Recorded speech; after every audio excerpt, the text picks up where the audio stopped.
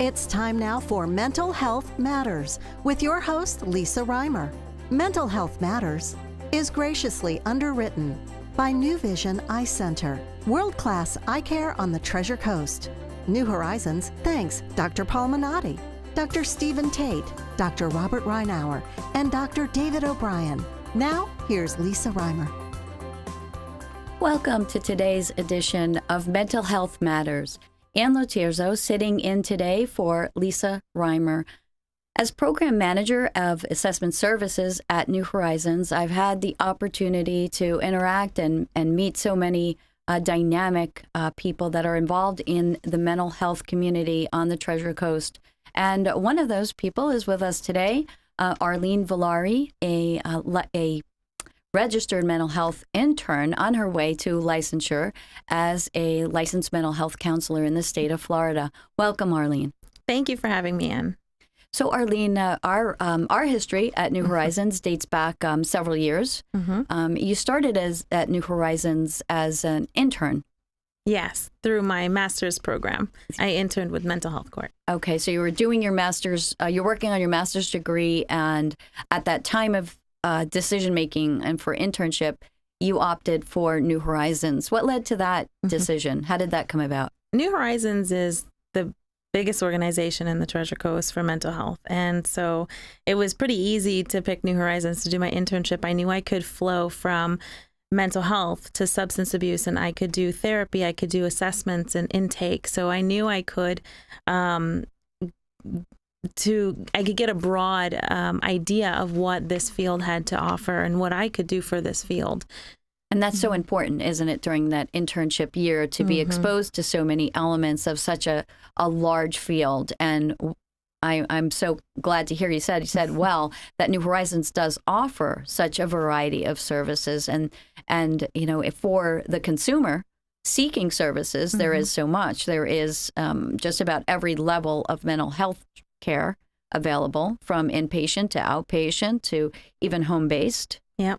And then for substance abuse services as well, inpatient. Now, of course, we have the medication-assisted treatment on the outpatient basis.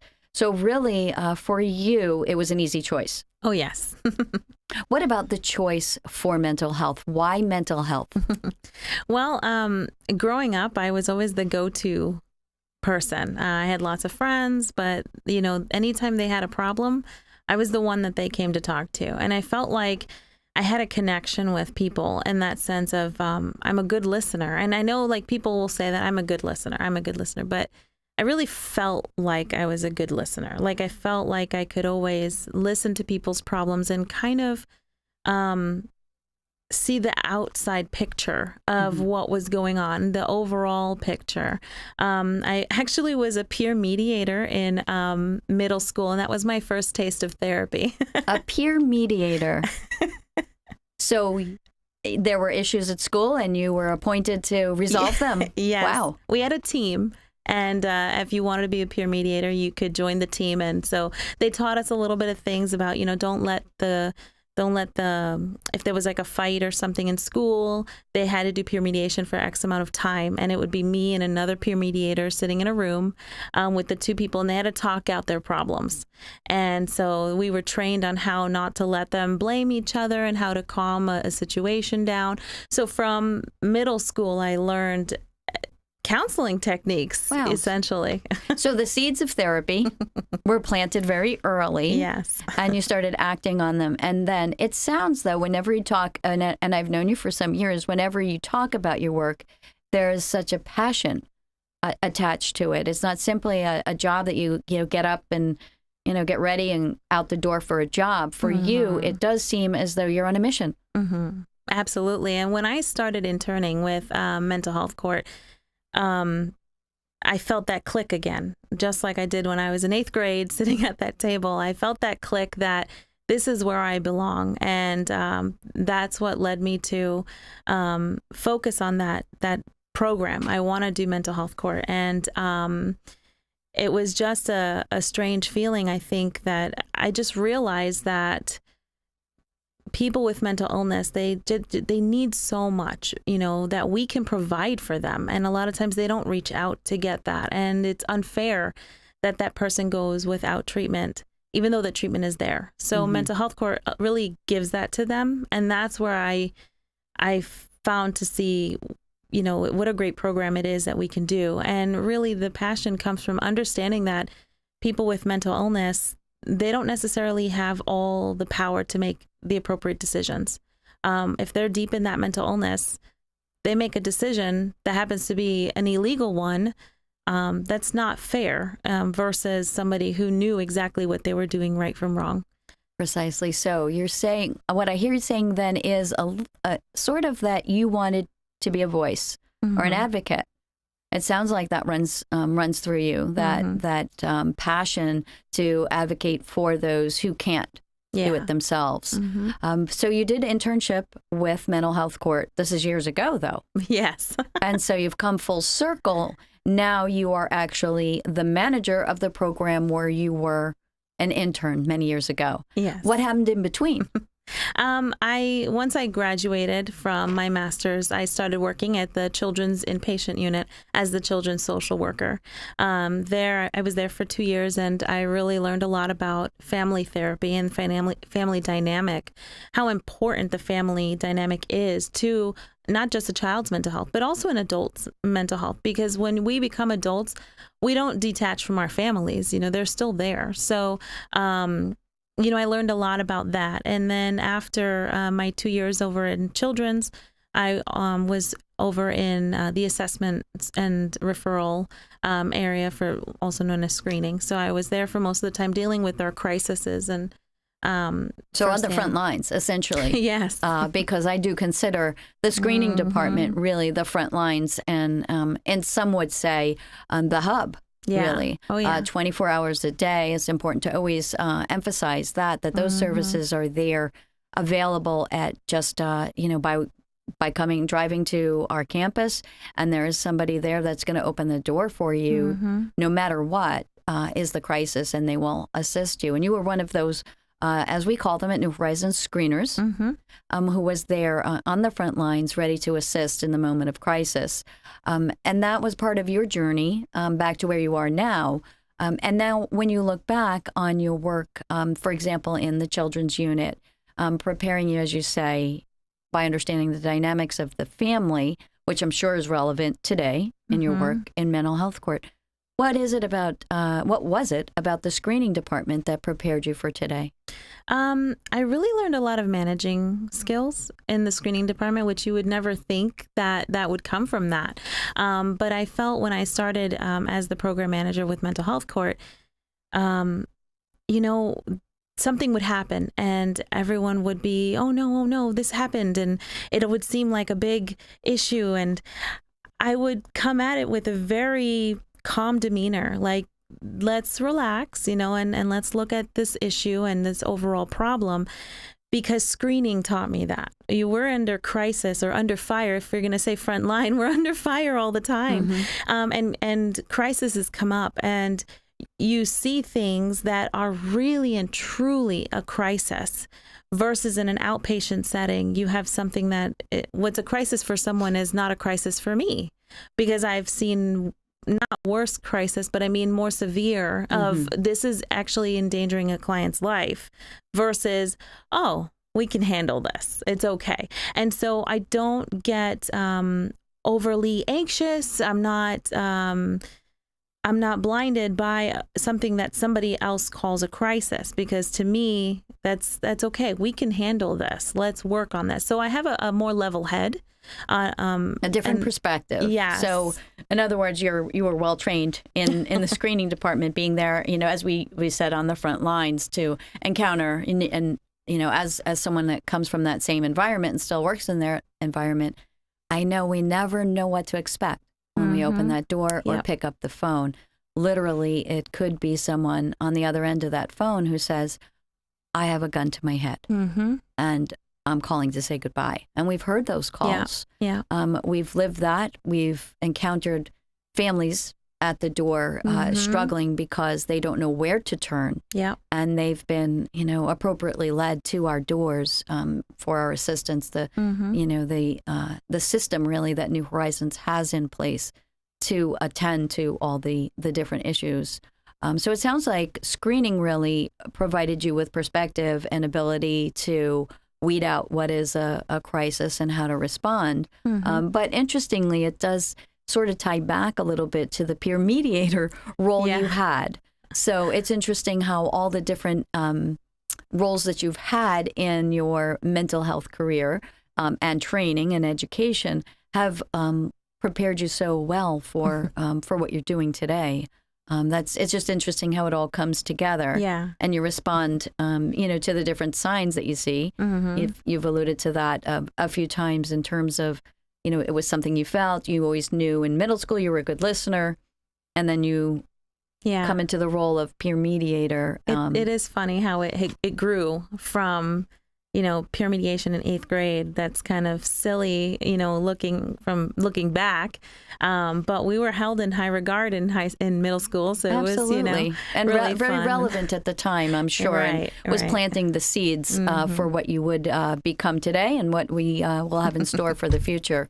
Well, we're coming up on our first break here, and we will be back in just a few moments with Arlin Villari and more Mental Health Matters.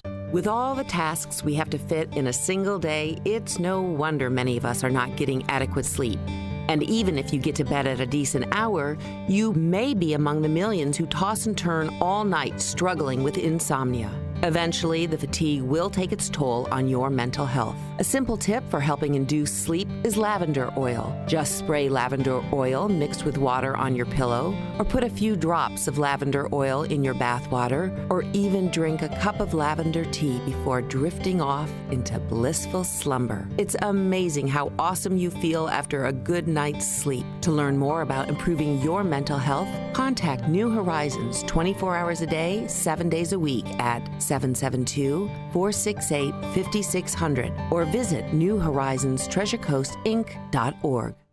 If you operate a small business, you need services like payroll, tax compliance, HR tools, and other resources. You need Complete Employee Solutions. Vero Beach has a team of professionals, including Anthony Sammons, Matt McCain, and Jennifer Comer, who saw the need for competent payroll, HR, and employee leasing services.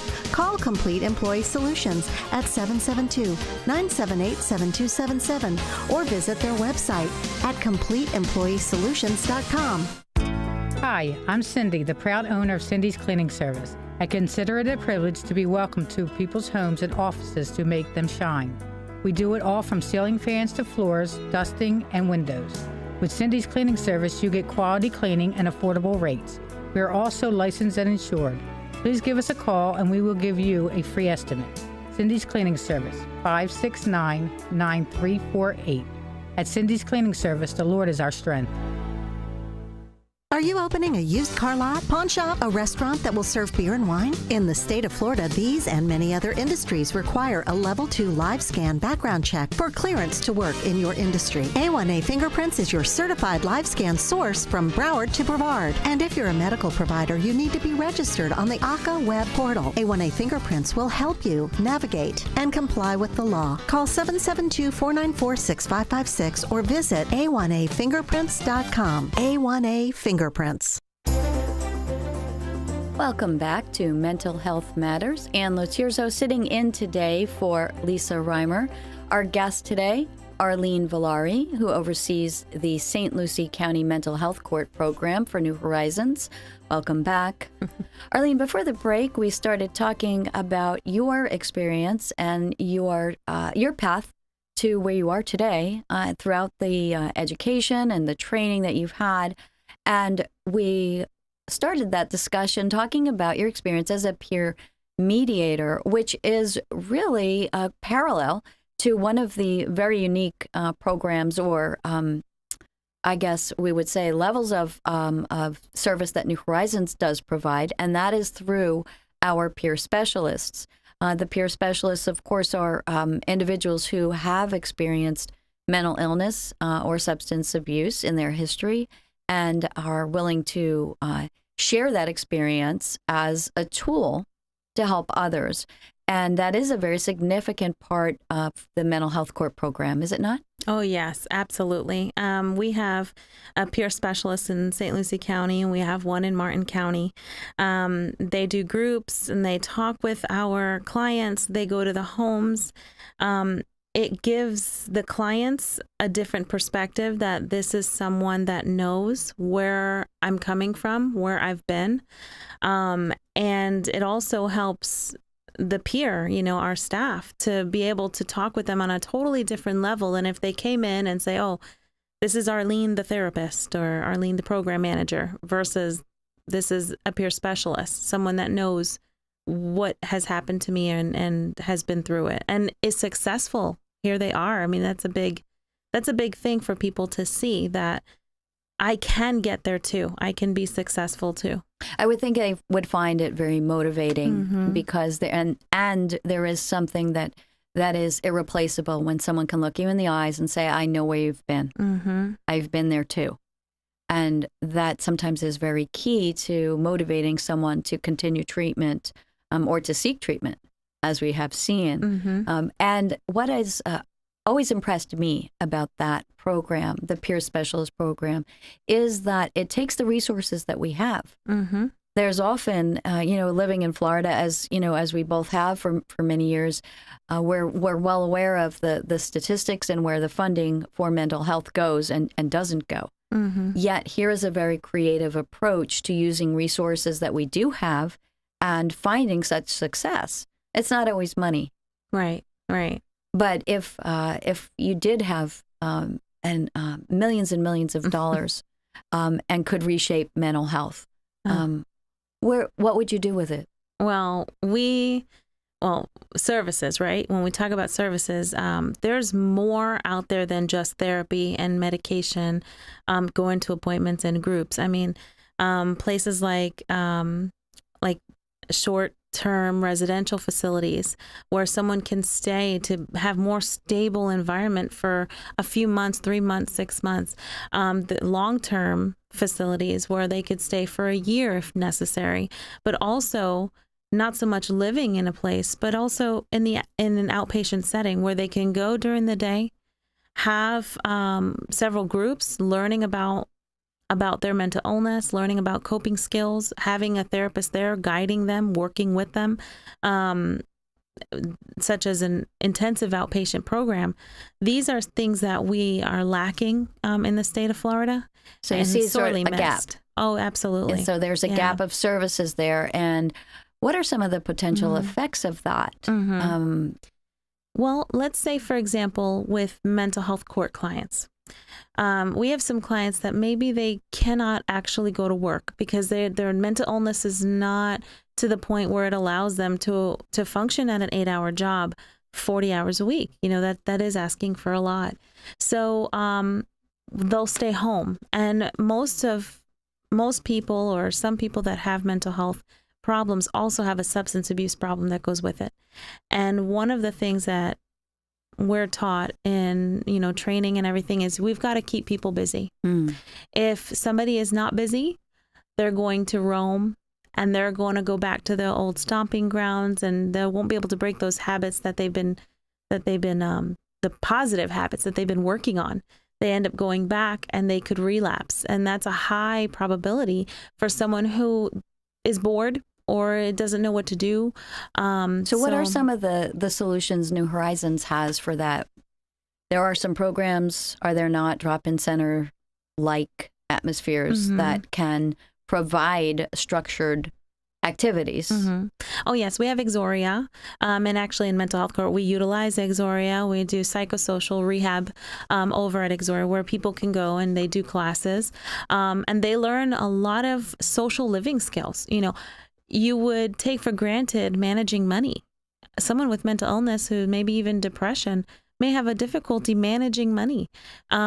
We take these things for granted. We do these all day, budgeting, grocery shopping, little things that we take for granted. They can go to Exoria, they can learn those things. They also have classes to teach them about their medication that they're taking, why it's important for them to take that medication. and how that medication is going to help them with their mental illness.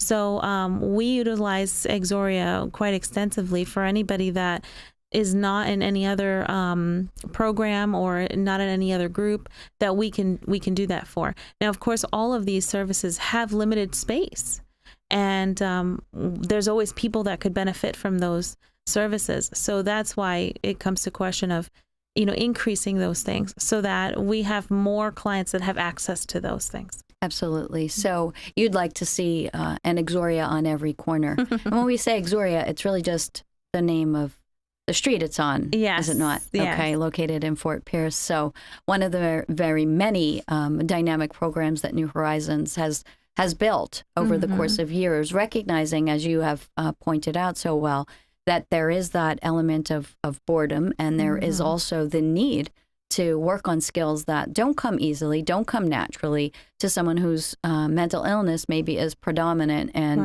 and the symptoms interfere with their day-to-day living. I think that's very significant that we always point out we're not talking about just a mild depression or sadness or grief, which are common across all populations.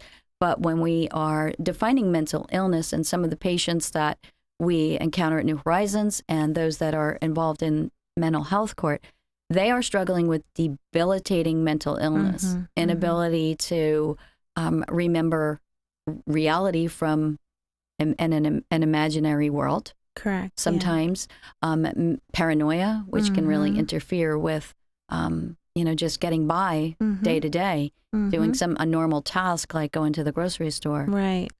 So these are severe symptoms, and being able to structure something like an Exoria or an intensive outpatient, as you mentioned, is perhaps key to maintaining.